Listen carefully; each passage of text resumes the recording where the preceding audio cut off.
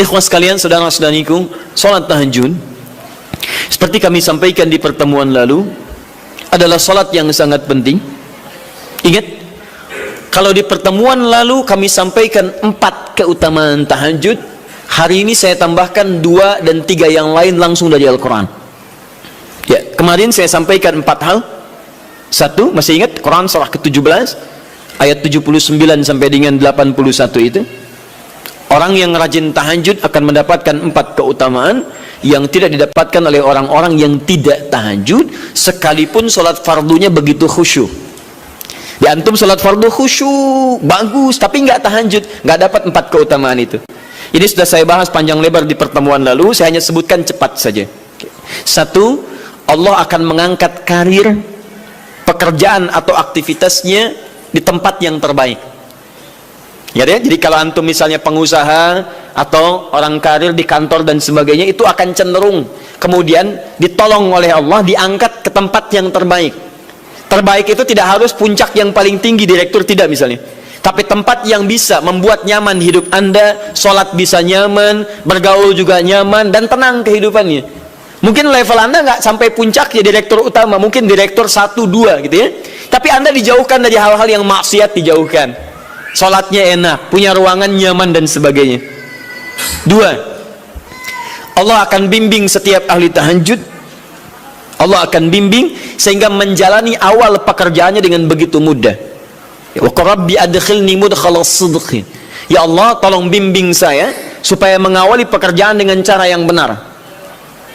3, awas hati-hati, Anda memang posisi tinggi, sekarang dapat proyek, apakah setiap yang dapat proyek menjalani pekerjaannya dengan benar? Belum tentu. Jangan tinggi-tinggi lah. Maaf ya, apakah orang tua yang sekarang menyekolahkan anaknya ke tempat belajar menjalani awalnya dengan benar? Hati-hati ya Bu ya, Pak. Bapak Ibu menyekolahkan anak dengan awal yang salah, maka memberikan jalan keburukan ketika dia belajar. Saya katakan, jangan pernah Anda masukkan anak Anda ke sekolah dengan menyogok. Bayar sekian supaya masuk, menyalahi aturan. Kalau awalnya sudah salah, bagaimana anak Anda bisa belajar dengan benar? Mustahil mendapatkan sesuatu yang tidak baik. Yang baik itu mustahil dapatkan. 3, wa akhrij mukhrajas sidqin. Allah berikan jalan keluar terbaik dari persoalan yang dirasakan. Di ahli tahajud itu setiap punya masalah, bukan nggak dapat masalah ya, bukan tidak bermasalah hidupnya. Dia mendapat ujian juga. Cuman sebelum diuji, diringankan masalahnya. Sehingga seakan-akan nggak punya masalah. Padahal sama dengan yang lain, cuma saat akan dia lalui, Allah ringankan persoalannya sehingga mudah dilalui. Dan yang keempat ini yang hebat. Ya, waj'alni min ladunka sultanan nasira. Allah akan tolong langsung orang ini ketika ada lingkungan sekitar yang akan menyakiti atau menjahilinya. Kalau diisengi orang, diganggu orang dan sebagainya, ini orang-orang seperti ini langsung mendapatkan perlindungan dari Allah Subhanahu wa taala. Ada satu kali, ini kisah nyata, seorang saleh ahli tahajud, sampai saking ahli tahajudnya tidak ingin meninggalkan kebiasaan ini. Ini sangat nyata kisahnya dan tidak mengarang. Satu kali Pak, kemudian malam-malam dia perjalanan dengan rombongan. Sekarang lihat apa yang beliau sampaikan. Begitu datang harimau itu, perhatikan ahli tahajud ini, dia ingat dengan janji Allah. Dia ingat dengan janji Allah. Perhatikan baik-baik ya. Kalau Anda sudah punya kebiasaan Qur'ani dalam jiwa Anda, maka ayat itu akan hadir membimbing Anda dalam setiap kesulitan Anda. Apapun itu. Nabi Yusuf dekat dengan Allah. Ketika digoda muncul ayatnya. Laula ra'a burhana rabbi. Kalau bukan melihat petunjuk dari Rabbnya, niscaya ada sesuatu yang buruk terjadi kepadanya. Tapi Allah jaga beliau. Lihat baik-baik teman-teman. Begitu melompat harimau itu, kemudian dia katakan dalam jiwanya. Lihat kalimatnya. Ya khalqallah. Hei makhluk Allah. Dia tidak katakan ya namar, hei harimau, tidak. Kalau disebutkan harimaunya menunjuk pada zatnya, tapi dia lekatkan makhluk ini kepada penciptanya. Hei makhluk Allah. Ya khalqallah, hei makhluk Allah. Jika saya memang rizki yang telah Allah tetapkan untukmu pada saat ini, maka saya ridho untuk engkau makan, silakan, tidak ada masalah. Kalau Allah tetapkan saya sebagai rizki untukmu pada saat ini, silahkan. Tapi kalau saya bukan menjadi rizki yang telah Allah tetapkan untukmu pada saat ini, maka jangan coba-coba ganggu ibadahku hari ini. Lihat kalimatnya, bukan jangan makan aku. Ingat, bukan jangan makan aku. Jangan coba-coba ganggu ibadahku saat ini, atau aku akan mohonkan pada Allah penciptamu untuk menghancurkan engkau saat ini juga. Perhatikan, dia minta jangan ganggu tahajudnya, bukan jangan makan dirinya. Apa yang terjadi ketika dikaitkan dengan ayat perlindungan tentang tahajudnya, maka tiba-tiba harimau ini pergi meninggalkannya, mengaum sekali langsung pergi. Anda bisa bayangkan, bisa nggak malam-malam begitu Anda sholat, tiba-tiba ada nyamuk misalnya, kan banyak tuh, begitu Anda mulai disengat oleh nyamuk, diambil, Anda katakan, hei nyamuk, kalau ini memang rezeki yang telah Allah tetapkan untukmu saat ini, sedot sebanyak-banyaknya, saya ikhlas. Tapi kalau bukan, jangan coba-coba ganggu saya. Atau saya mohonkan kepada Allah pencipta untuk menghancurkan kau saat ini juga. Masya Allah. Kira-kira apa reaksi nyamuk? Makin banyak kayaknya. Coba cek. Berarti chemistry-nya harus lebih dibangun lagi.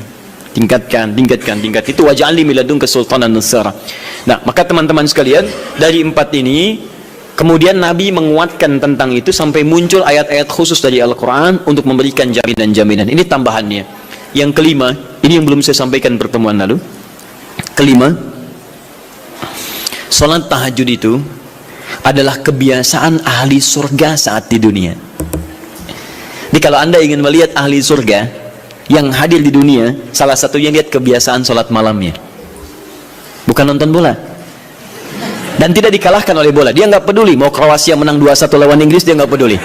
Ya, mau Prancis menang 1-0 lawan Belgia, dia nggak peduli.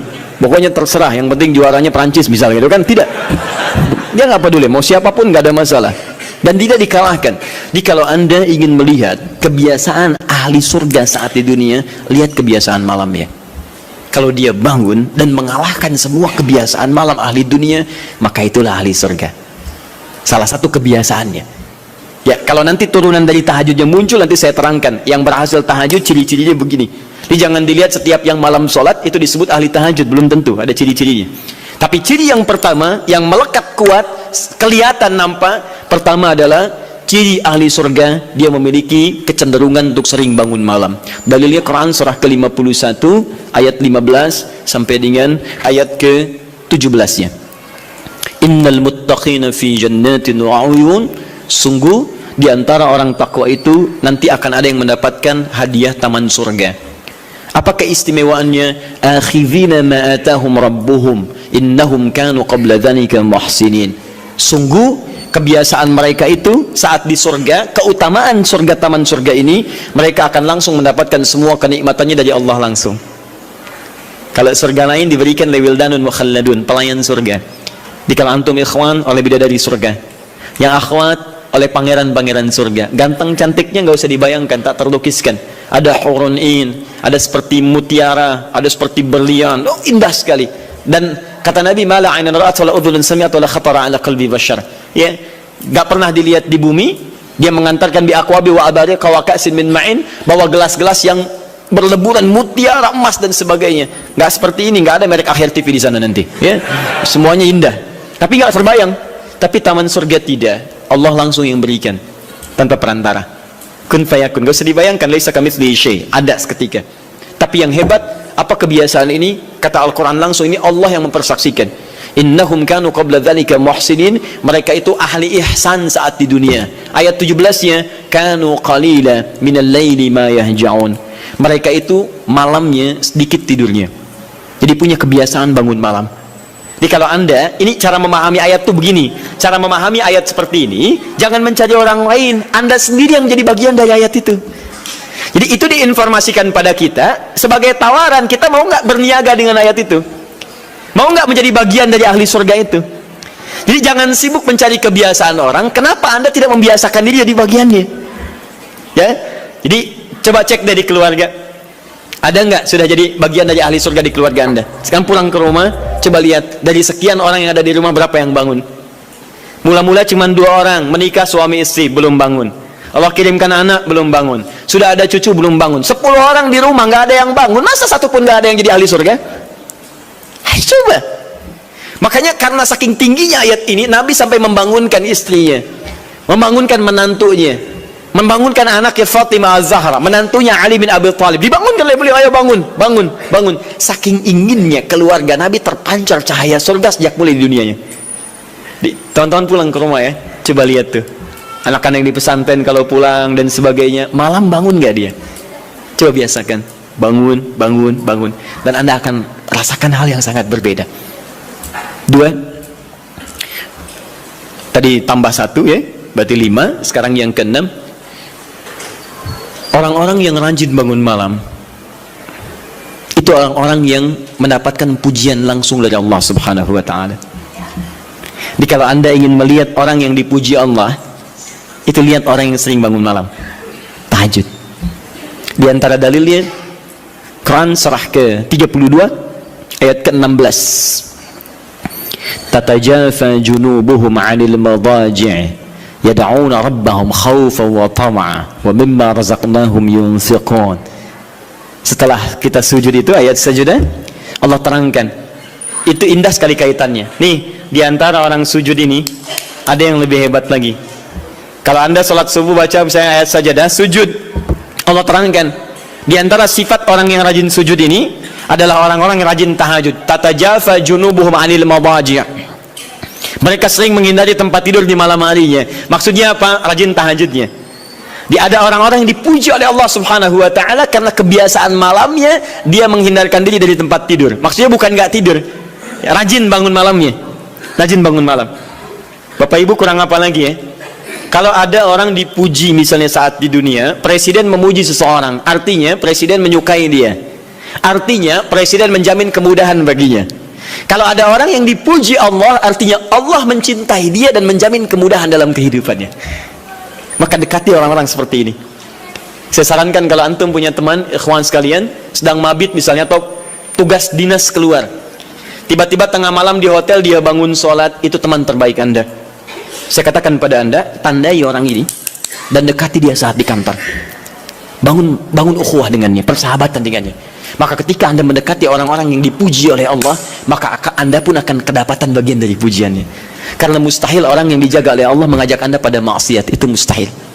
Mustahil. Sama teman-teman yang masih di kampus, kalau malam-malam misalnya di asrama atau pulang, tiba-tiba ada orang-orang yang kelihatan sholat malam, dekati orang ini. Jadilah bagian dari sahabatnya. Dan dengan itu saya ajak, coba cek pasangan hidup Anda. Jangan-jangan selama ini Anda berdua belum mendapati sesuatu yang terbaik. Kalau ibu ingin suaminya dipuji oleh Allah Subhanahu wa ta'ala, maka bangunkan malamnya supaya dia sholat. Kalau Anda, istri Anda ingin dipuji oleh Allah Subhanahu wa ta'ala, bangunkan malamnya supaya dia sholat. Dan kalau bisa keduanya kompak. Pernah kan saya sampaikan di pertemuan lalu, Nabi menyampaikan, lihat rahimallahu ra'an atau rajulan, Allah merahmati seorang lelaki, kemudian yang bangun di pertengahan malam dia sholat, lantas membangunkan istrinya dan mencipratan air di wajah istrinya supaya dia bangun menunaikan sholat malam. Seperti Allah merahmati seorang istri yang bangun di malam hari untuk sholat, kemudian dia mencipratan air di wajah suaminya supaya bangun untuk sholat. Saking tingginya mendapatkan pujian Allah, sampai kata Nabi SAW, ayo bangunkan istrimu sekalipun kau cipratkan air di wajahnya. Tapi mohon izin Bu ya, maksud hadis itu kalau sudah ada komitmen dan rencana bangun di malam harinya. Ingat ya, bukan ibu ngaji sekarang suami nggak hadir, terus dengar itu terus nggak punya rencana. Aduh saya pengen suami dipuji Allah, masya Allah, malam-malam segayung Pak. Mama kenapa? Hadis Nabi Pak. Oh hadis Nabi. Aduh siapa yang ngajarin? Nah, itu yang repot. Paham ya? Baik, sudah yang terakhir. Ini menunjuk pada keutamaan tahajud. Kemarin 4, saya tambahkan jadi 3. 1, masih ingat tadi yang pertama apa? Allah Subhanahu wa ta'ala menjamin ia sebagai ahli surga, kebiasaan yang ada di dunia. Yang kedua, Allah memuji orang ini. Dan yang ketiga, tahajud itu kebiasaan orang soleh yang ditekankan oleh Al-Quran dan hadis Nabi SAW. Kebiasaan orang-orang soleh. Jadi kalau yang pertama ahli surga, kedua dipuji Allah, yang ketiga langsung dikuatkan orang-orang soleh. Dan orang-orang soleh itu, mohon izin ya, maaf, orang soleh itu tempatnya saat di surga itu sesurga dengan semua nabi, semua nabi dan rasul. Ayatnya ada di Quran surah keempat An-Nisa ayat 69, paling kanan di pertengahan. Wa may yuti'illaha wa rasul fa ulaika ma'al ladzina an'ama Allahu 'alaihim minan nabiyyin was-siddiqin wasyuhada was-salihin wa hasuna ulaika rafiqa. Siapa yang mau menaati Allah dan Rasulnya, maka dia bisa sesurga dengan orang-orang yang telah Allah berikan jaminan nikmat surga untuk mereka. Di antara mereka para nabi, Awas. Para syuhada, siddiqin, orang-orang jujur, wassalihin, orang-orang saleh. Ini syahidnya di ayat ini bahwa orang-orang saleh akan sesurga bersama semua nabi. Saya pernah katakan pada Anda, kalau beberapa nabi saja, maka bahasa Arabnya bukan nabiyin tapi anbiya. Anbiya. Karena itu ada surah ke-21, surah Al-Anbiya. Di situ dikisahkan beberapa nabi saja. Puncaknya di Quran surah 21 ayat 83 sampai 90. Di situ ada kisah Nabi Zakaria, kisah Nabi Yunus, kisah Nabi Ayub dan sebagainya. Anda bisa baca itu, ada turunan para nabi, tapi tidak semua nabi dikisahkan. Tapi kalau Anda ingin sesurga dengan semua nabi tanpa kecuali, maka Anda kerjakan sebagai orang soleh saat di dunia, ada peluang mendapatinya. Nah, ciri orang soleh yang ditekankan itu, dia adalah orang-orang yang rajin. Ayat kedua, wa minal laili fasjud lahu wasabbih. Tapi sebagian malam cari waktu untuk banyak bersujud kepada Allah dan memperbanyak tasbih kepadanya. Di antara makna tasbih dan sujud itu adalah tahajud. Dari mana taunya tasbih dan sujud bagian dari tahajud? Itulah nanti yang akan kita bahas tentang sifat salat tahajud Nabi dalam pertemuan yang sekarang. Baik, sekarang kita mulai materi intinya. Tadi muqaddimah, ya. Baik. Bismillah.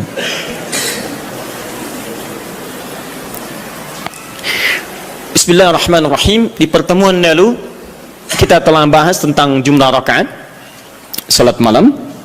Kemudian di antara rakaat itu kita diberikan pilihan mana yang mau dipilih, silahkan, tidak ada masalah.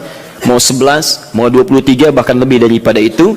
Sekarang setelah diketahui jumlah rakaatnya, bagaimana cara menunaikannya? Baik. Hadis pertama, Abu Daud, nomor hadis 1369.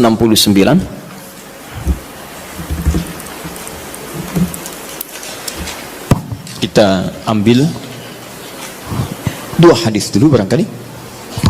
Bismillah. Satu, hadis riwayat Abu Daud. Masih ingat ya, Abu Daud nama aslinya Sulaiman dari Sijistan, dikenal dengan Sulaiman As-Sijistani. Dia rawinya Ibn Abbas radhiyallahu ta'ala anhuma. Baik. Yang kedua bisa diambil di Al-Bukhari.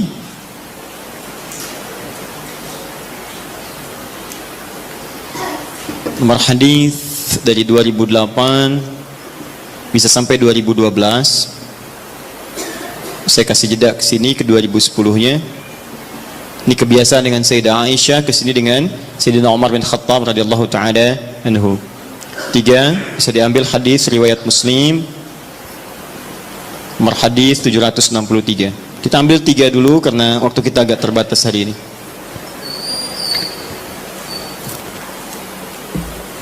Baik, yang pertama kita lihat. Sekarang kita akan bicara tentang teknis atau cara menunaikan tahajud. Sifat pertama, apakah tahajud ditunaikan sendirian atau bagaimana bacaan tahajud Nabi sampai dengan ke salam. Ya, kita mulai bagian pertama. Bismillahirrahmanirrahim, tentang persoalan apakah salat tahajud ditunaikan sendiri atau berjamaah. Kita ambil hadis pertama di Abu Daud nomor hadis 1369. Hadis ini telah kami kopikan tentang dari awal pembahasan dan alhamdulillah saya hakul yakin sudah dibagikan, ya. Mungkin sebagian yang datang pada kesempatan ini ada yang belum mendapatinya. Mudah-mudahan nanti kita tampilkan kembali untuk bisa dipahami dengan baik. Singkatnya adalah ketika Nabi sallallahu alaihi wasallam menginap di rumah istri beliau Sayyidah Maimunah, kemudian Ibnu Abbas radhiyallahu ta'ala anhuma juga ingin menginap di rumah Sayyidah Maimunah. Setelah itu tujuannya untuk mengetahui kebiasaan Nabi. Ini Bapak Ibu, maaf ya, kalau saya harus sampaikan permohonan maaf di awal. Kebanyakan orang belajar hadis itu seringkali melewati muqaddimahnya, pengantar hadisnya. Hanya langsung ingin tahu poin-poinnya aja, isinya seperti apa. Padahal pengantar hadis itu memberikan inspirasi pada kita membentuk karakteristik seperti orang-orang baik di masa lalu. Jadi saya sarankan kepada Anda, kalau Anda belajar hadis, kemudian ingin Anda bahas, ada dua hal penting di hadis itu. Satu sanad, dua matan. Sanad itu adalah singkatnya silsilah periwayat hadis yang meriwayatkan hadis itu sampai pada kita. Siapa yang meriwayatkan hadisnya? Pelajari kenapa dia bisa meriwayatkan hadis, apa kebiasaannya. Yang kedua, matan. Matan itu isi hadisnya. Nah, sekarang lihat baik-baik ya. Ibnu Abbas ini yang meriwayatkan hadis kita ini, yang sampai kepada kita. Siapa Ibnu Abbas ini? Ini masih kecil anaknya. Ya, anaknya Abbas. Abbas punya dua anak laki-laki, satu Fudail, kedua Abdullah. Abdullah ini ketika dilahirkan, suasananya lahir tumbuh di akhir-akhir kehidupan Nabi SAW. Jadi masih kecil. Nabi meninggal dunia wafat, usianya masih 13-14 tahun. Tapi ingat betul, Abdullah kecil ini diinvestasikan oleh orang tuanya untuk belajar pengetahuan dari Nabi SAW. Di Abbas ini visinya dalam, beliau itu pengusaha Pak. Pengusaha, sebelum masuk Islam itu ahli riba, rentenir pada saat itu. Bahkan riba yang dibebaskan pertama kali, ayat riba yang turun untuk membebaskan ribanya Abbas. Dibebaskan, begitu keluar dari jerat-jerat yang buruk itu, usahanya meningkat jadi kaya. Tapi hebatnya, status kekayaannya tidak melunturkan visi hidupnya untuk mendekatkan anaknya dekat dengan Nabi SAW. Jadi tidak menghalangi Anda boleh jadi direktur apapun silahkan. Direktur A, direktur B, pengusaha A, pengusaha B, nggak jadi masalah. Tapi masa iya sih dari sekian anak Anda nggak ada yang hafal Quran? Anda harus punya cita-cita. Ini saya bekerja di sini, saya belum hafal Quran, tapi anak saya dia mesti hafal. Anak Anda empatkan, yang pertama ini penghafal Quran, yang kedua ahli hadis, ketiga ahli tafsir, keempat ahli fiqih. Allahu Akbar. Begitu Anda mendapatkan kesulitan di rumah tentang hal tertentu, anak Anda solusinya di situ. Begitu mendapatkan masalah, kakak sini, apa ayatnya? Oh ini ayah, bla bla bla bla bla. Wah, selesai. Masya Allah. Adik, hadis siapa yang menguatkan ini? Ini ayah. Anmada kalau selesai. Selesai. Apa hukum fikihnya? Ini ayah. Masya Allah. Apa turunan tafsirnya? Ini abi. Masya Allah. Sudah. Ustadz nggak laku. Nggak lengkap di rumah. Ya. Nah, ini disiapkan oleh Abbas, anak pertama saya. Karena dia sudah dewasa, maka saya hibahkan untuk membantu Nabi. Makanya banyak kisah tentang sirah Nabawiyah wafatnya Nabi, itu hanya berhenti wafat di pangkuan Sayyidah Aisyah. Berwudu, sholat, di pangkuan Sayyidah Aisyah wafat. Tapi siapakah yang membawakan air wudunya? Fudail, kakaknya Abdullah. Beliau yang bawakan air wudunya. Berwudu Nabi kemudian dengan bejana itu. Dan itu sampai berkhidmat pada Rasulullah sampai di akhir hidupnya. Tapi yang kecil ini langsung dihadirkan nuansa cinta kepada Nabi untuk mempelajari bagian kesolehan dan pengetahuannya. Ini tandanya seperti ini. Maksudnya adalah, kata para ulama hadis, jika Anda memiliki anak-anak yang serupa, laki-laki atau yang sebagainya, kemudian menemukan orang-orang soleh sekitaran Anda, maka dekatkan anak itu kepada dirinya atau majlisnya. Hadirkan. Kami dulu waktu belajar terbiasa, di mana ada syekh, kita lazimi syekh itu. Sekalipun kami jadi pembantunya. Itu biasa. Bawakan tasnya. Begitu bawakan tas, di jalan kita tanya masalah hukum dan sebagainya. Kadang kami gorengkan makanan untuknya. Begitu digorengkan, selesai dihidangkan, itulah yang hadir dari lisan beliau. Kalau Rasulullah SAW bersabda, jika kamu menghidangkan makanan begini, wah datang kepada kita tuh. Diindah, jadi niat kita itu untuk belajar. Sama, ya dulu Ja'far As-Shadiq punya pembantu. Pembantunya sampai hafal Quran. Untuk memahami akhlaknya. Sampai tahu kebiasaannya. Tahu Anda kisahnya? Satu ketika kemudian datang seorang tamu, tiba-tiba dia bawakan air, begitu bawakan air terpleset, jatuhlah kemudian air itu, gelasnya kemudian airnya tumpah mengenai jubah tuannya. Begitu terkena jubahnya, wajahnya berubah. Dia tahu, kata pembantunya, Masya Allah, ini ahli surga nih. Ahli surga itu turun ayatnya. Quran surah Ali Imran surah ketiga, ayat 133 sampai 134. Kata pembantunya, wal kadhiminal ghaidha. Ahli surga sanggup menahan marah. Kata Ja'far, saya nggak marah. Pembantunya tahu, sekarang nggak marah, tapi mungkin belum tentu memaafkan. Teruskan ayatnya, wal'afina 'anin nas. Dan Allah menyukai orang-orang memberikan maaf pada orang lain. Kata Ja'far, saya maafkan. Yang hebat yang ketiga, beliau tahu Ja'far punya kebiasaan untuk sedekah. 2000 dinar selalu ada dalam kantungnya. Kata pembantunya, Allahu yuhibbul muhsinin. Dan Allah senang pada orang-orang yang berbuat baik. Kata Ja'far, dikeluarkan 2000 dinar, saya berikan, sekarang kamu bebas, gak usah jadi pembantu saya lagi. Masya Allah. Luar biasa. Dan itu kisah-kisah itu banyak teman-teman. Anda bisa gali kisah-kisah yang bisa menguatkan iman kita. Jangan cuma cari bacaan-bacaan nggak jelas tuh, ngapain? Main tik-tok, nggak ada kerjaan. Itu apa gitu?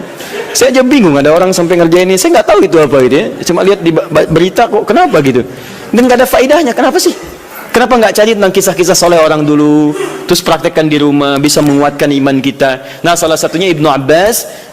Jadi Anda, maaf ya, kisah ini kita tarik sebagai inspirasi. Kalau Anda sudah berkeluarga, coba di antara sekian anak itu mesti disiapkan, ini mau jadi apa, ini jadi apa, dan ada kebanggaan di akhirat nanti. Misalnya ini nanti yang pakaikan mahkota kami di akhirat saat kami pulang menghadap Allah. Siapkan, semua harus hafal Quran. Semua hafal Quran. Nanti spesifikasinya, ini ahlinya qiraat, ini hadisnya dan sebagainya. Ibnu Abbas disiapkan oleh orang tuanya, maka dia melazimi Nabi SAW karena bagian dari keluarganya. Usia masih 3-4 tahun, datang ke rumah bibinya Maimunah, kemudian tidur di rumahnya dan bangun saat di pertengahan malam. Kisah bangunnya sampai dengan wudhu sudah selesai, kita akan masuk kepada fase tahajudnya. Begitu Nabi malamnya akan sholat, maka Ibnu Abbas tiba-tiba masuk ke barisan, menjadi saf bagian dari Nabi, sholatlah di belakang Nabi sebagai makmum.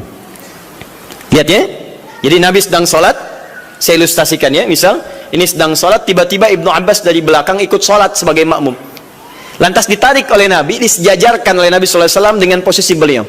Sejajar, tadinya di belakang begini, ditarik jadi sejajar begini. Paham? Disejajarkan seperti ini. Hadis ini sering digunakan dalil oleh teman-teman kita tentang kebolehan menyusun saf laki-laki dan perempuan dengan posisi sejajar bila imamnya satu dan makmumnya satu. Pernah dengar ada guru Anda mengajarkan, kalau ini posisi imam satu, maka makmumnya satu, boleh makmum dan imam posisi sejajar. Tidak ada yang lebih, baik imam maju sedikit atau makmum mundur sedikit. Tapi sejajar, persis sama semua. Pernah dengar ini? Nah, hadisnya hadis ini yang digunakan dalilnya. Apa Nabi mengajarkan tahajud? Saya mau tanya pada Anda. Kalau Nabi imam, Ibnu Abbas makmum, ada dua orang, sholatnya sholat tahajud malam dilakukan, kemudian satu imam satu makmum, itu jamaah bukan? Jamaah, karena syarat sholat berjamaah minimal terdiri dari dua orang, satu imam, yang satu lagi makmum. Maka kita sepakati dulu yang pertama.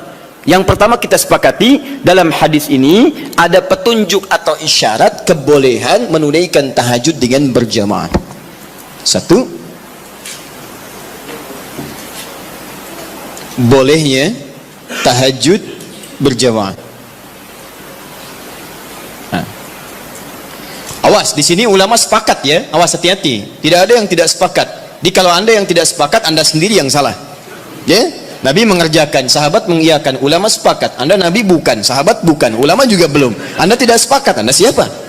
Ya, baik. Cuma nanti perbedaannya, kapan kebolehan ini bisa berlaku?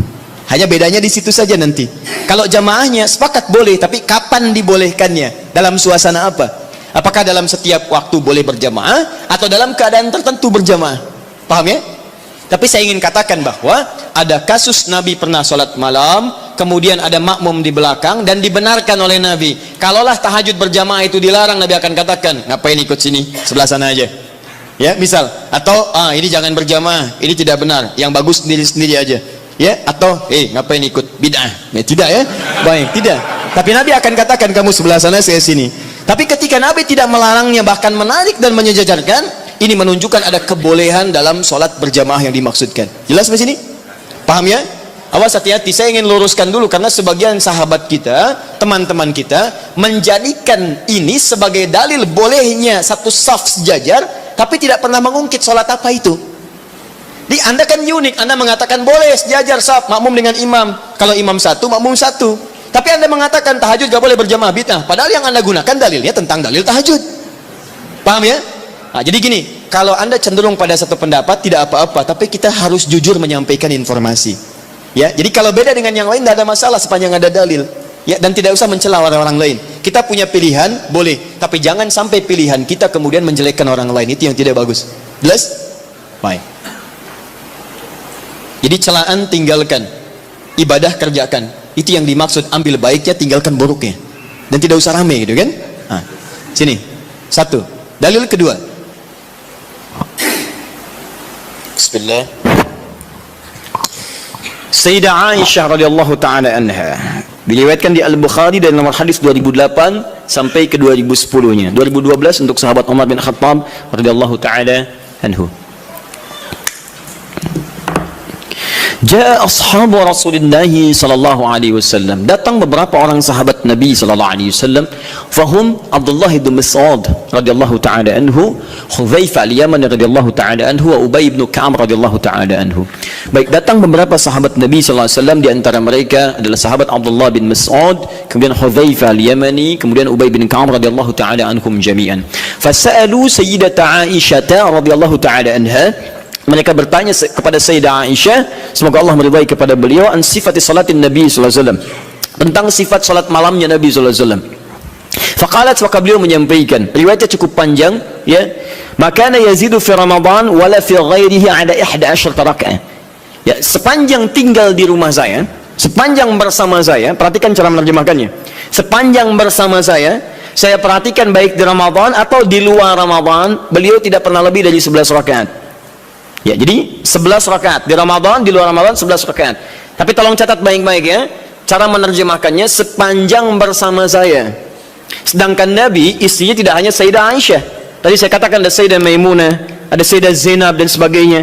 Dan di tempat lain Nabi pernah 13 rakaat. Seperti saya sampaikan di tempatnya Sayyidah Maimunah, Nabi 13 rakaat. Ada bahkan yang kurang dari itu, ada yang lebih daripada itu. Tapi di rumah Sayyidah Aisyah 11 rakaat. Dan ini telah tuntas di pertemuan lalu. Perhatikan, yusalli arba'an, kemudian beliau salat 4 rakaat, thumma yusalli arba'an, kemudian 4 rakaat, thumma yusalli thalathan, beliau salat 4 rakaat dan 3 rakaat. 4 3 tambah 4 8 tambah 3 11. Ini seperti kesimpulan di pertemuan lalu, boleh kita menunaikan salat malam dengan 11 rakaat, formulasinya 4 4 3. Kalau Anda ingin 2 2 2 2 ujungnya 1, boleh, hadisnya sudah saya sampaikan. Bahkan masih tertulis di Abu Dawud nomor hadis 1369. Jadi kalau 11 boleh gunakan 2 2 2 ujungnya 1, atau kalau witirnya 3 kemudian 8 tambah 3, atau 4 4 3, selesai. Tapi pembahasan kita bukan di situ. Teruskan hadisnya. La tas'al an husnihinna wa talihinna. Tapi jangan ditanyakan bagaimana panjang dan bagus bacaannya. Jangan ditanya. Maka setelah peristiwa itu, beberapa malam kemudian mereka mengikuti Nabi SAW, sholat di belakang Nabi SAW dalam kesempatan sholat malamnya. Dimulai dari Hudzaifah, dimulai dari kemudian Abdullah bin Mas'ud dan yang lainnya. Yang paling menarik, bahkan tersebut nanti di Al-Bukhari, bahkan di hadis Muslim, teman-teman sekalian, indah. Kata Hudzaifah, termasuk Abdullah bin Mas'ud, tidak ada sholat seindah sholat di belakang Nabi SAW. Tidak ada sholat seindah sholat di belakang Nabi SAW. Ini yang mereka kisahkan sholat malam. Kata Abdullah bin Mas'ud, Rasulullah SAW kemudian membaca 100 ayat Al-Baqarah pertama. Saya duga akan selesai, ternyata beliau lanjutkan. Yang paling menarik, lihat, ketika beliau membaca ayat tasbih, maka beliau berhenti bertasbih terlebih dahulu.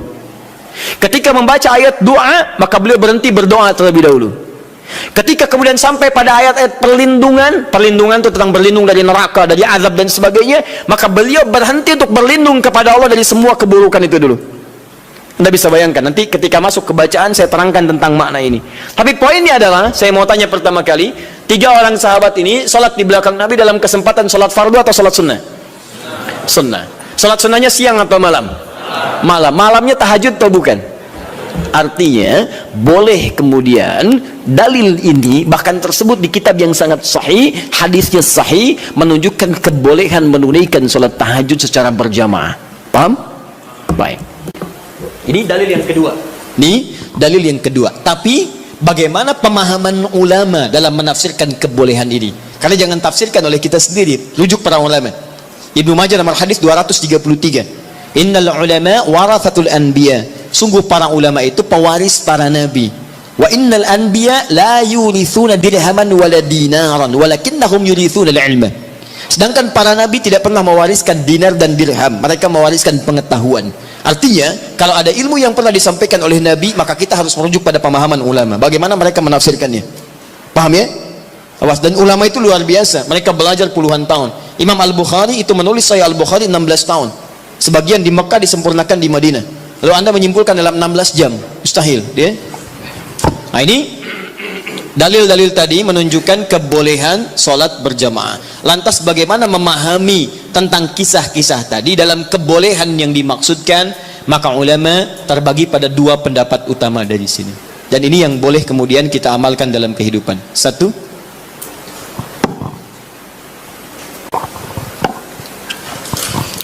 Pendapat pertama menyampaikan hadis yang menunjukkan dibenarkannya salat tahajud berjamaah dan memberikan hukum bolehnya berjamaah menunaikan tahajud. Kata ulama yang pertama, menunjuk pada kondisi yang khusus. Jadi bukan kondisi biasa. Artinya jika kondisi ini ada, maka yang terbaik Anda tunaikan berjamaah. Tapi kalau kondisi dimaksud tidak ditemukan, maka sendirian itu lebih utama. Apa kondisinya? Satu, memberikan tuntunan atau pelajaran bagi orang yang belum terbiasa menunaikan tahajud. Belum biasa dia, ya, belum ada kebiasaan pada dirinya. Ini menunjuk pada hadisnya Ibnu Abbas radhiyallahu taala anhuma. Kan ini baru pertama kali berkunjung kan ke rumah bibinya Sayyidah Maimunah, kemudian tiba-tiba sholat di belakang Nabi, oleh Nabi ditarik, diajarkan bagaimana caranya menunaikan sholat malam, kekhusyuannya dan sebagainya. Jadi kalau Anda misalnya dalam kondisi ingin membimbing orang-orang tertentu, misal di rumah suami ingin membimbing dengan istri atau membiasakan dengan anak-anak yang belum terbiasa sholat malam, ya, tiba-tiba anak Anda beranjak misalnya jadi semakin dewasa, sudah baligh, Anda ingin bangunkan malam hari, jangan biarkan dia sendiri. Khawatirnya karena belum terbiasa, belum mengerti cara menunaikan sholat malamnya. Paham ya? Tiba-tiba Allahu Akbar, rakaatnya kencang, alhamdulillah sedang tahajud, lama gak keluar bunyinya, lama-lama ketahuan tidur di sejadah gitu kan. Nah, karena belum terbiasa, ya.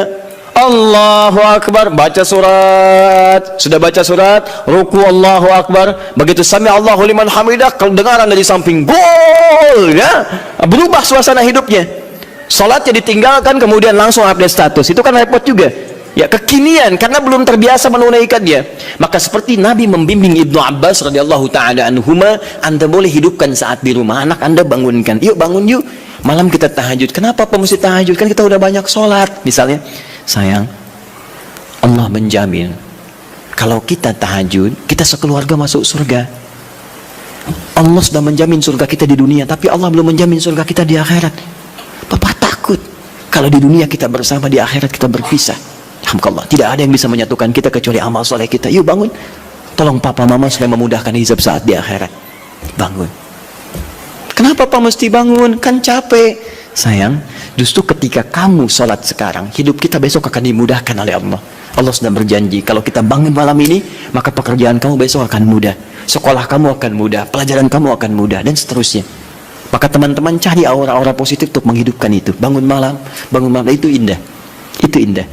Guru di sekolah punya program misalnya, ya, ada mabit, ada macam-macam, malamnya dibangunkan, boleh, silakan cari imam bagus, kemudian hadirkan suasana malam, sholat itu boleh, sah, nggak ada masalah. Taib. Dua, bukan dua yang bawahnya ya, dua yang masih poin satu. Jadi 1A tadi, jika ada suasana ingin membimbing kalangan tertentu atau orang-orang tertentu yang belum terbiasa menunaikan sholat malam. Dua, sudah,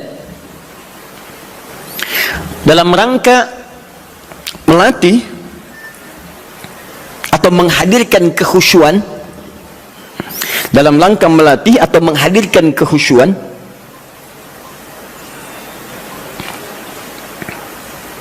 juga menyempurnakan hafalan Al-Quran. Melatih, menghadirkan kekhusyuan, juga menyempurnakan hafalan Al-Quran. Ini kebolehan ini diikat pada suasana yang kedua ini. Contohnya tadi peristiwa beberapa sahabat tadi, ya, mereka biasa salat malam, cuman ingin bertanya bagaimana salat malamnya Nabi, ingin merasakan kekhusyuan tersendiri. Dimaksudnya pengalaman itu nanti bisa dibagi dengan sahabat lain ketika mengimami. Visi sahabat begitu Pak, Bu. Di sahabat-sahabat ini kadang ngejar Nabi supaya bisa diamalkan lagi dalam kesempatan lain. Misal Mu'adz bin Jabal itu ngejar Nabi bagaimana sifat sholat fardunya. Begitu mendapati kebiasaan Nabi, oh Masya Allah, begitu Mu'adz sholat di belakang Nabi, Allahu Akbar, sholat isya'nya teman-teman sekalian itu sampai Al-Baqarah 100 ayat, baru kemudian selesai salam. Begitu mendapatkan pengalaman itu, Mu'adz kemudian pergi ke tempat beliau jadi imam. Saat jadi imam, beliau imami persis sama dengan cara mengimami Nabi. Isya'nya Al-Baqarah, rakaat pertama 100 ayat, rakaat kedua 100 ayat yang lainnya. Jadi selesai kemudian salat Isya 200 ayat paling minimal. Kadang-kadang selesai ke Al-Baqarah. Begitu lihat makmum ke belakang, mulai berkurang. Kata Muaz, munafik nih orang-orang, nggak mau sholat dengan saya. Karena tanda orang munafik salah satunya adalah malas menunaikan sholat isya dan sholat subuh. Keberatan para sahabat yang disebut munafik oleh Muaz. Kami tidak munafik, diadukan pada Nabi. Begitu diadukan, Muaz dipanggil. Muaz, kenapa? Ya Rasulullah, saya imami mereka sholat malam, sholat isya. Mereka tiba-tiba menghilang. Ada yang lemas, ada yang tidak ikut. Mereka munafik. Bukan kata Anda munafik orang-orang malas sholat isya? Lalu ditanya oleh Nabi, kenapa kalian tidak ikut sholat dengan Muaz? Ya Rasulullah, bukan kami nggak ikut, cuman kepanjangan. Kami udah kerja begini capek, diimamin begini, kami juga capek kan ya? Nah itu zaman Nabi sudah ada. Sudah ada sebagian seperti itu. Maka kata Rasulullah, kenapa Muaz kamu terlampau panjang? Kata Muaz, ya Rasulullah, saya akan ikut Anda. Anda ngimami saya begini, saya praktekkan. Tapi Nabi perhatikan, lebih pintar, karena Allah berikan bimbingan. Ya Muaz, perhatikan baik-baik. Saya baca panjang karena makmum saya itu kamu. Tapi kamu baca panjang, makmum kamu mereka. Tidak sama. Kalimat itu yang di copy paste oleh sahabat Ali bin Abi Thalib ketika kemudian disoal oleh masyarakatnya pada saat itu.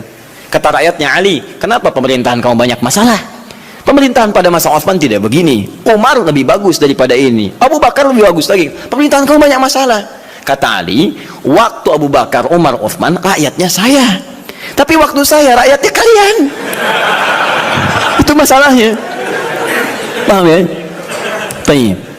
Nah, yang tiga sahabat tadi, Abdullah bin Mas'ud radhiyallahu taala anhu, kemudian Ubay bin Ka'ab dan Hudzaifah al-Yamani, itu mencoba merasakan kehusyuan salat di belakang Nabi supaya aura khusyuk itu bisa dipraktekkan sekalipun sedang salat sendirian.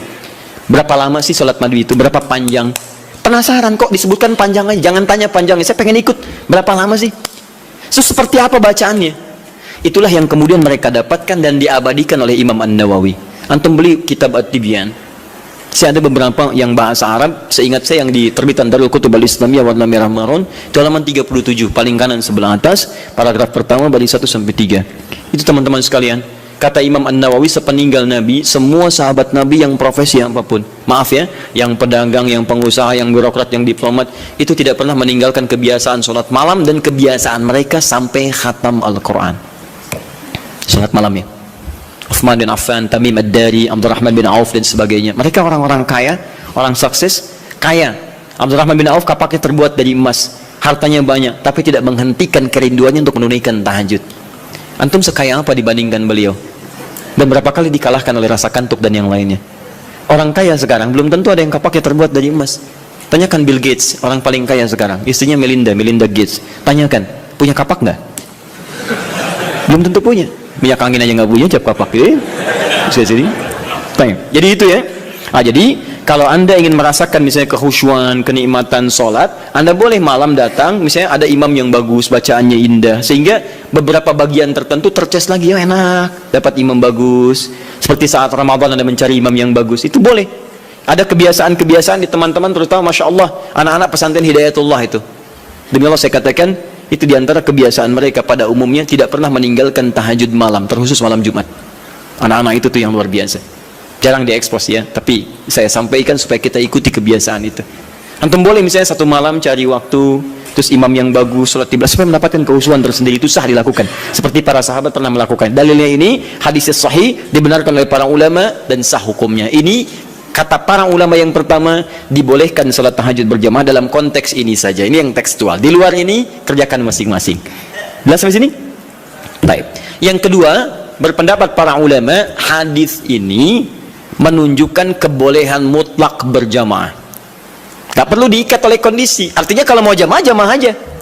Kalau enggak, bolehnya mutlak. Kenapa? Karena Nabi pun tidak memberikan petunjuk syarat khusus. Nabi tidak pernah mengatakan, boleh tahajud kalian kalau ada keperluan aja, atau kalau ingin menghadirkan kehusyuan. Kalau tidak ya sudah, nggak usah. Maka ulama yang kedua mengatakan, sepanjang tidak dikhususkan, maka jangan jadikan yang umum itu kemudian ditakhsis jadi hukum umum, jadi hukum khusus. Di yang kedua mengatakan, dari sini tahajud boleh mutlak berjamaah. Artinya kalau ingin jamaah, jamaah. Kalau tidak, nggak apa-apa. Paham di sini? Jadi kalau yang pertama mengikat dengan dua kondisi tadi, kalau tidak ada itu nggak usah berjamaah. Kemudian yang kedua mengatakan ingin sendirian boleh, ingin berjamaah boleh, dan bolehnya boleh mutlak. Artinya kalau ingin silahkan, tidak silahkan. Suami istri bangun malam, pengen tahajud berjamaah boleh, silahkan. Pengen masing-masing, tidak ada masalah. Jelas sampai sini? Tidak harus menunggu dua kondisi ini. Kalau ingin bangun bersama-sama, bangun sholat berjamaah, sah hukumnya. Paham? Dan dua hal ini tidak ada pertentangan, masing-masing menghormati satu dengan yang lainnya, hanya menunjukkan beberapa perbedaan saja dari sudut pandang pemahaman kepada dalil. Tapi dua-duanya sepakat bahwa tahajud boleh ditunaikan secara berjamaah. Paham? Baik. Kalau sendirian boleh? Tidak ada perbedaan pendapat di situ. Jadi jangan Anda katakan, bolehkah sholat tahajud sendirian? Terdapat perbedaan pendapat ulama di situ. Anda yang beda di situ. Paham ya? Baik. Satu, selesai masalah kita. Ustadz cenderung yang mana? Dua-duanya hampir sama. Apa yang mau didebatkan? Dua-duanya hampir sama. Toh mustahil orang-orang berjamaah kalau nggak ada dua keperluan itu. Silakan cek. Pada umumnya ketika berjamaah kan dua itu. Kalau imma tidak memberikan contoh cara tahajud yang benar, yang kedua ingin mendapatkan kekhusyuan dalam sholat. Hampir tidak ada yang lainnya. Silakan cek. Hampir tidak ada yang lain. Karena itu saya kira ini sedikit bersamaan, hanya beda dalam ungkapan saja. Baik ya? Taib. At-tasmiyah la yughayyirul musamma. Beda nama kadang-kadang tidak menunjukkan perbedaan dari objek yang dibicarakan. Apa bedanya gedang dengan pisang? Sama, beda.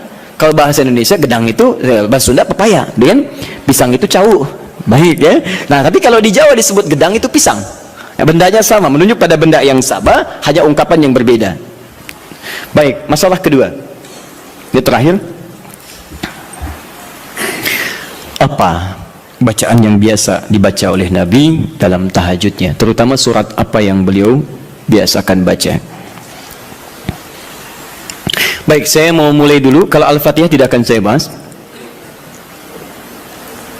Untuk iftitah,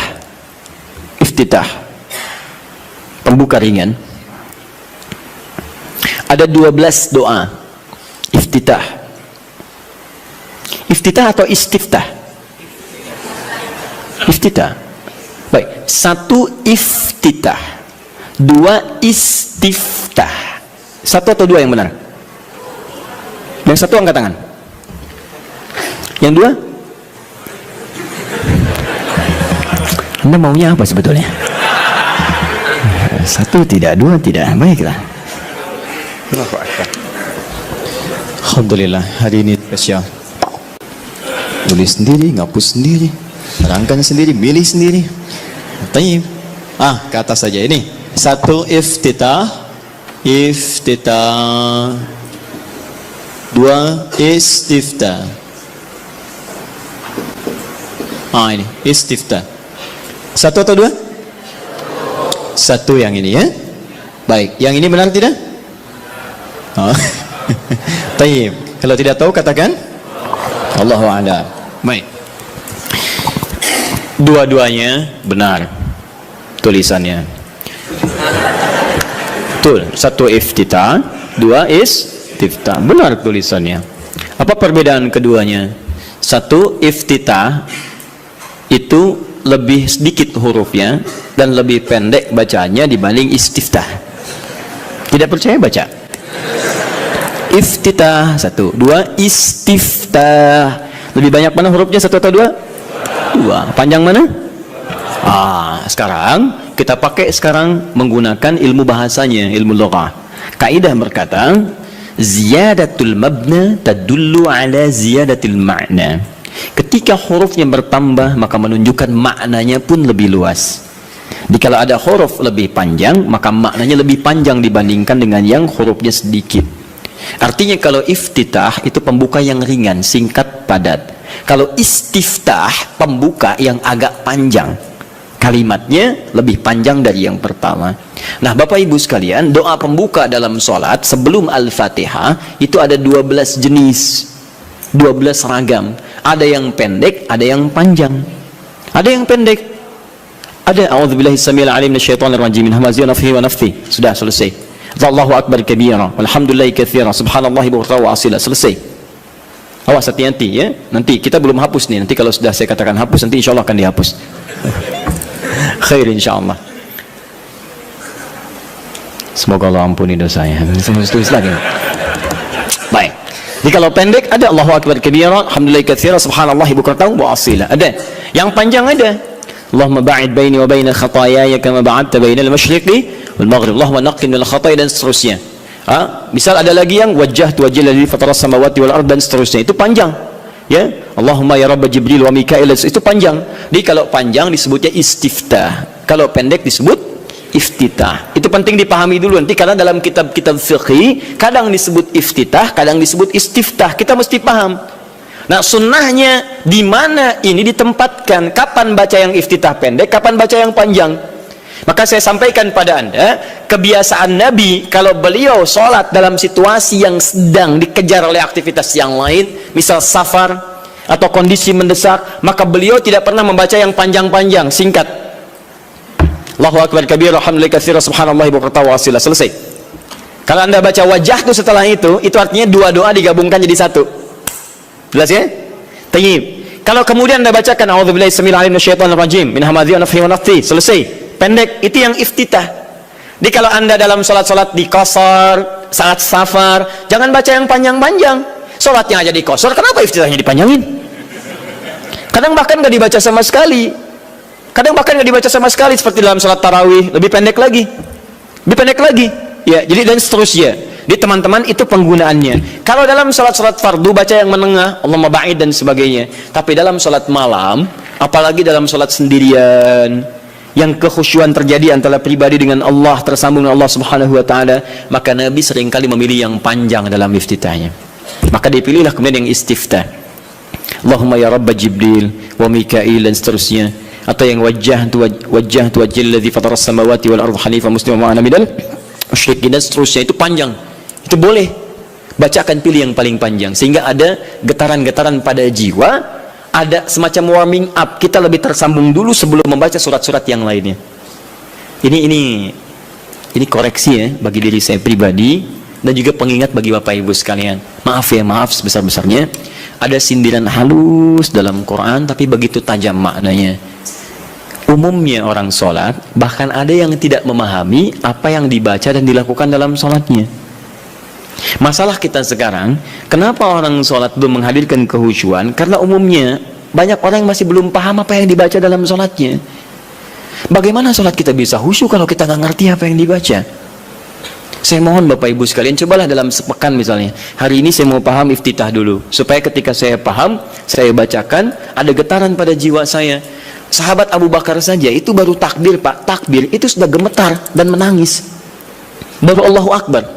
Dia begitu, fayaqulu, Abu Dawud hadis 857, fayaqulu Allahu Akbar, maka saat takbir katakan Allahu Akbar. Beliau angkat tangannya mengatakan Allahu Akbar, sudah gemetaran menangis. Sampai ketika diminta jadi imam oleh Nabi, kata beliau, ya Rasul jangan saya pribadi yang cepat menangis, khawatir banyak nggak khusyuknya. Ya, kenapa? Karena merasakan kalimatnya Allahu Akbar, Allah yang maha agung, maha besar. Beliau merasakan takut ketika bertakbir, merasa paling khusyuk sholatnya, merasa paling hebat dibanding orang, merasa paling paling luar biasa dibandingkan orang lain. Selevel sahabat Abu Bakar menemani kehidupan Nabi di dunia, berdampingan dengan Nabi di alam barzakhnya, itu saat sholatnya dalam masa hidupnya masih gemetaran tuh, takut ketika sholat membawa sekecil, seatom, sevarah nilai dari kesombongan dalam kehidupan dunia. Bahkan takut dalam sholatnya pun diduga orang paling khusyuk, takut, gemetaran sampai gemetar. Bisa nggak suasana itu? Bisa nggak gitu ya? Bisa Ustaz, subuh-subuh di puncak, bahkan sebelum takbir sudah gemetar ya? Bukan itu yang diharapkan, beda. Baik ya, saya sangat yakin kalau Anda paham tentang bacaan-bacaan ini, itu akan beda suasananya. Misal antum yang iftitah baca apa doanya? Allahumma ba'id, ya, riwayat sahabat Abu Hurairah di Al-Bukhari. Paham gak artinya? Saya beri contoh ya, gini, Allahumma ba'id baini wa baina khataya ya kama ba'adta baina al-masyriqi wal maghrib. Allahumma naqqini min al-khataya kama yunaqqa ath-thawb al-abyad min ad-danas. Allahumma ighsilni bil ma'i wath thalji wal barad. Sekarang perhatikan maknanya. Anda paham ini saja, maka ada getaran tersendiri yang menghunjam dalam jiwa kita sehingga menghadirkan rasa kepasrahan yang sangat luar biasa. Perhatikan kalimatnya. Saya contohkan dulu sebentar. Bismillah. Allahumma ba'id baini wa baina khatayaya. Saya tunjukkan dua kalimat saja. Satu ba'id begini, yang kedua khataya, ya, khataya, ya terakhirnya pendek, nggak panjang ya. Ya, saya mulai yang ini dulu. khataya, ya, ini dua kalimat yang disatukan. Kalimat pertama khataya, ini keduanya plus ya kecil, khataya plus ya pendek, ya disatukan. Kalau ini saya naikkan ke atas, saya tuliskan dulu begini, khataya, ini jama' dari kata khata'un. Jama' ini ada dua, satu akhta'un, akhta', yang kedua khataya. Perhatikan, apa artinya khata'? Artinya salah, yang berpeluang memiliki dosa. Khata', salah.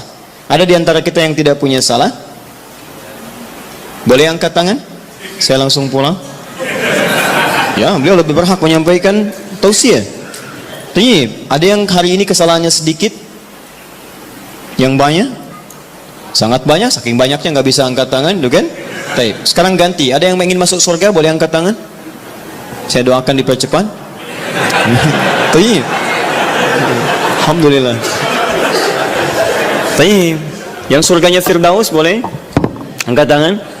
Baik, ini info aja ya, info. Nabi Adam berbuat kesalahan sedikit sekali, sedikit. Nyicipin buah khuldi, keluar dari surga. Antum ngaku salah banyak, pengen masuk.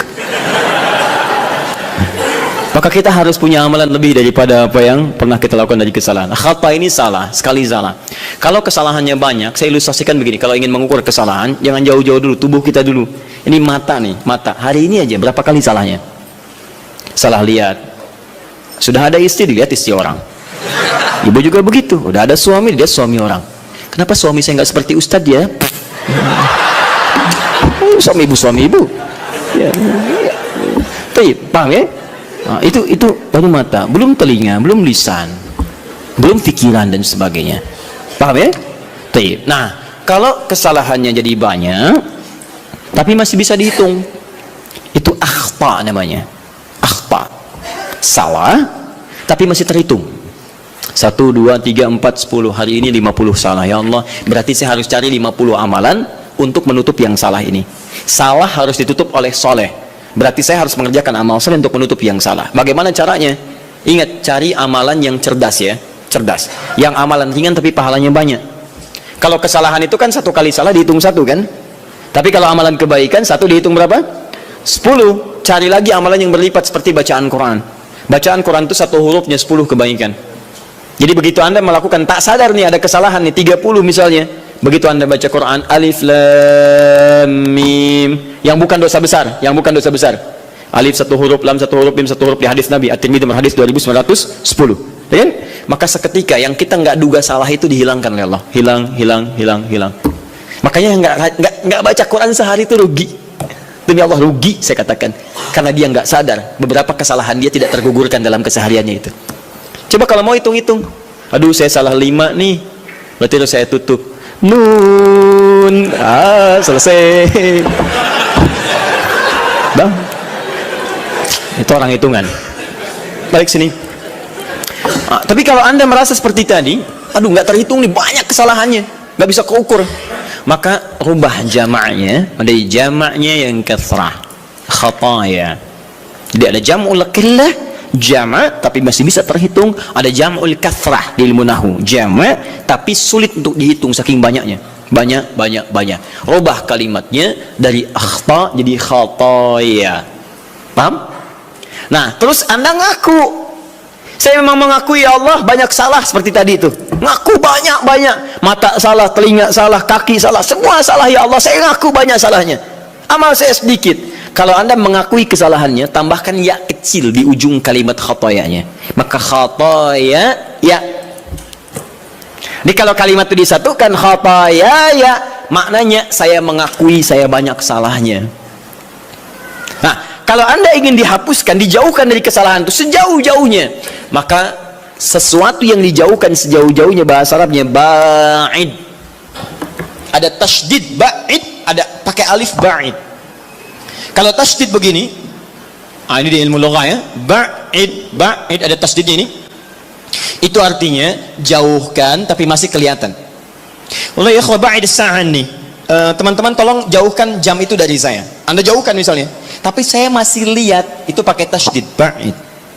Tapi kalau sudah pakai alif, ba'id, itu artinya jauhkan sejauh-jauhnya sampai saya nggak bisa lihat lagi.